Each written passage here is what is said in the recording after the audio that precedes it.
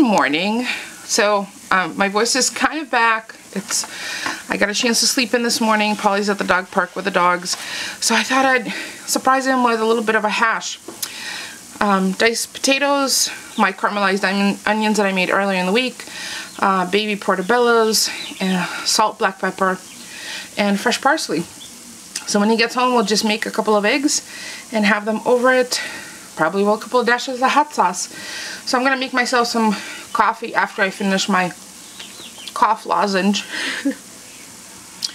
So not sure what adventures we're gonna get into today, but I know I have some house stuff to do, laundry and all that.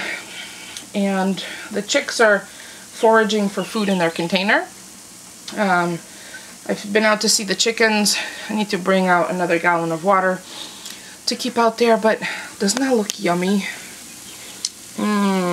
This is also a great alternative for Meatless Monday. So we just came back from our local Interproduce, and sadly they are picked over and they don't have particularly fresh offerings and not a lot of stuff. There was one bag of lettuce that was yellow and there was no kale. So I just picked up the staples, scallions, dill, parsley. Some of the parsley was mismarked. Some of the cilantro was mismarked as parsley, but when I rubbed the leaves, I knew instantly it was cilantro, and no, that was not coming home with me. So cucumbers, hydroponic tomatoes, which I'm really eager to try, some fresh apricots, limes, lemons. Oranges looked awful, and they were like 80 cents each, you said oranges were? Probably. What? How much were the oranges? They were 69 cents each, but they were all... They looked awful. And then some farm ripened peaches. I got one jalapeno for a salad I'm gonna make tomorrow. Yeah, the jalapeno was 9 cents. Woohoo! A tiny little watermelon that was $2. Some dehydrated kiwi and mango. Mangoes in a bag, they have bag stuff that's 99 cents. So I'm gonna juice this, fresh celery and a bag of apples for juice, and some cookies. Yep, I got cookies. Those are the tea biscuits that we like, and that's the last bag they had. So yeah, quick shop. We're eating out of the pantry and the freezer this week. Tomorrow's Meatless Monday. I will have to coordinate with my husband to see what he will have on Meatless Monday, because last week was a disaster. Not for me, for him, because he didn't eat it. I loved it. So, poo-poo to him. So, yeah. So, I'll put, as usual, I put my herbs in dry paper towels in a Ziploc bag. The paper towel helps wick away any moisture. It keeps the greens much longer than if you just pop them in the fridge like this, or even if you put them in water. I've tried that out, and that works nicely. And the rest of the fruit, including tomatoes, will go in our fruit basket on the outside of the fridge. So yeah, that's it. Quick and easy. We had eggs for brunch today, and Polly saved the shells. I just put them in the microwave for 30 seconds to cook any raw egg out of it that might have been in it. I'm going to feed those back to the chickens because it's extra calcium. There's a green eggshell. I just took a bottom of a glass and crunched them up. So I will give that to them as a little treat, along with the rest of the mushroom stems. So yeah, and bring them some fresh water. So it's Sunday evening. Polly's already upstairs in bed. I just have to bring up the laundry, so I'm just kind of tying up loose ends for the day. There wasn't a lot of videotaping today because in part my voice is kind of coming in and out. So while I still have it, I thought I would just kind of wrap it up. This is my little container where I keep pens and tools for organizing my file effects. I even have a microscopic little roll of tape because you never know when you need a little piece of tape. Some flags, some erasable markers, my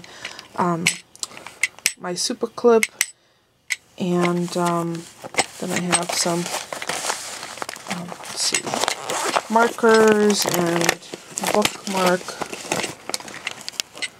from Dollar Tree. This is not a bad bookmark, but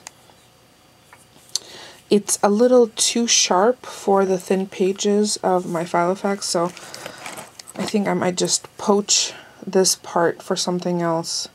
Maybe for my embellished clipboard. And what's I have in here? There's another one. Also very pretty. It's enamel, but again, it's way too sharp here. Like, you could, if I had this in my bag and I was stranded on a desert island, I could probably use this as a weapon.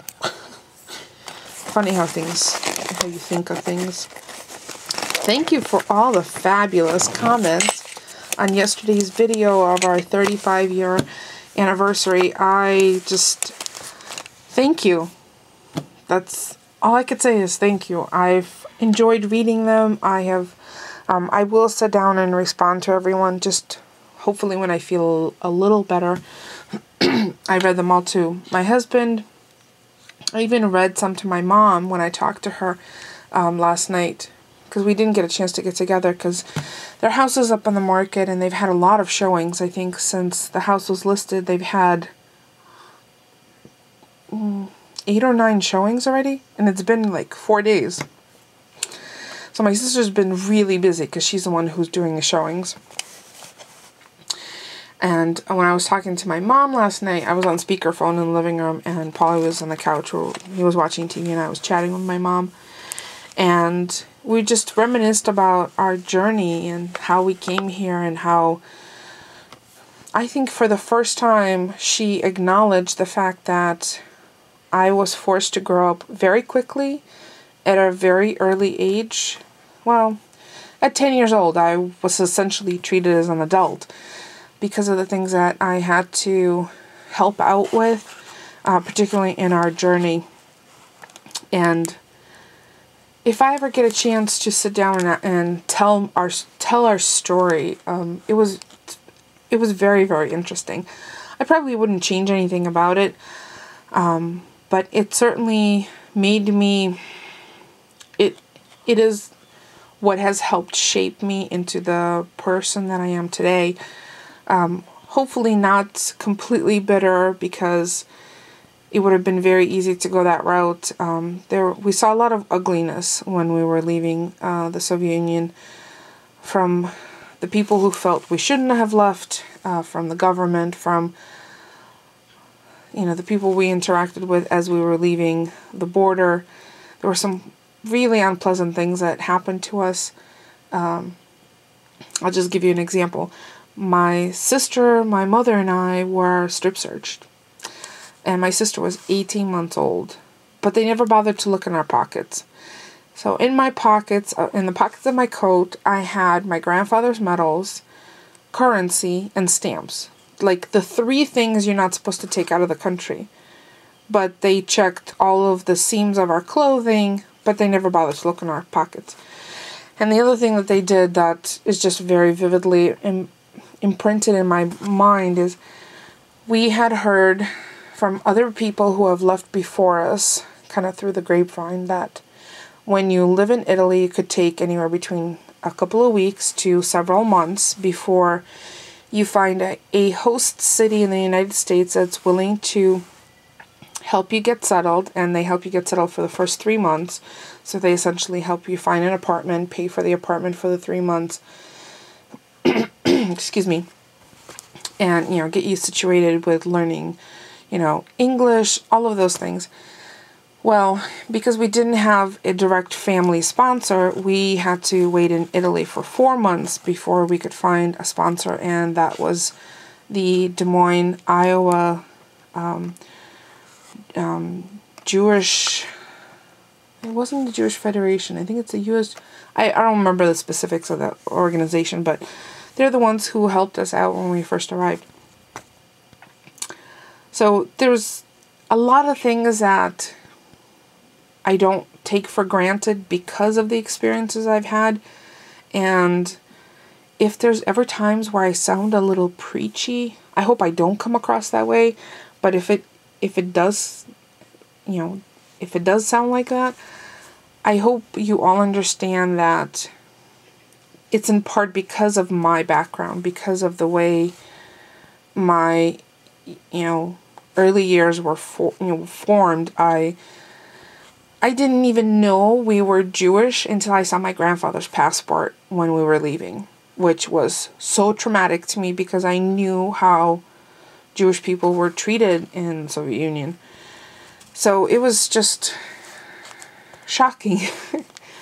But, the human condition, the human nature, is so resilient. We're capable of far more than we ever realize, and it's not until we're put in those trying situations that we find out what we're made of.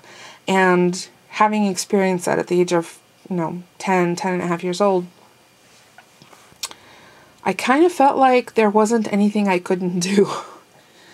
And it's not meant to sound cocky, but after having gone through that, you think, well, really, what could be more difficult or, more challenging? I mean, everyone has something, there's, no matter how pristine and perfect and put together somebody may look on the outside, everybody is battling with something. And it may not be visible to the human eye, and the experiences that they bring to the table, even in the most benign situation, you may not know that there is history behind it. Another really quick example, when I was 8 years old, I needed to have my tonsils taken out, and in Soviet Union, medicine was rather barbaric. I was awake for my tonsillectomy, and they didn't Novocaine. They Novocained one side, but not the other side. So when they removed my tonsils, I was awake, conscious, and in excruciating pain. And on top of all of that, the operating room had 2 other procedures that were going on at different stages of the procedure. It was very barbaric. I was in the hospital for 2 weeks. But my stay in the hospital, it was in a communal room. I learned how to swear and play cards. So I still have very, very emotional reaction to anything having to do with my throat. And in part, I think maybe the reason I lose my voice so often is it's so damaged, or it has been damaged so much that the scar tissue, and anyway, so, at 8 years old, being awake during a surgical procedure like that, that is nothing that you can't get past that. I do my best, obviously, have dental work done and all that, but when I had my wisdom teeth out, I don't know, I'm going off on a tangent, but when I had my wisdom teeth out when I was in college, they couldn't put me under. I think I was so worked up and my adrenaline was so high, nothing was working. My veins were collapsing. They couldn't inject. Then the gas wasn't affecting me, but it was affecting the nurse and the doctor, so they had to stop that. So they just Novocained it. And I was awake during I was aware during the whole process. I wasn't in pain, but I know I cried during that whole procedure. And my bestie, Tony, was in the waiting room waiting for me. So he brought me home. So what happens to us in our lives stays with us. And for those of us who have really good memories, it stays with us very vividly. And sometimes that can be kind of a stumbling block. I try my best to take away from the experience, even if it's a very negative one, something positive. Because you could find positive in just about anything. So if you look hard enough. And on that note, I think I'm going to wrap it up because I'm starting to feel like my voice is going to go. So I'm going to go make some tea.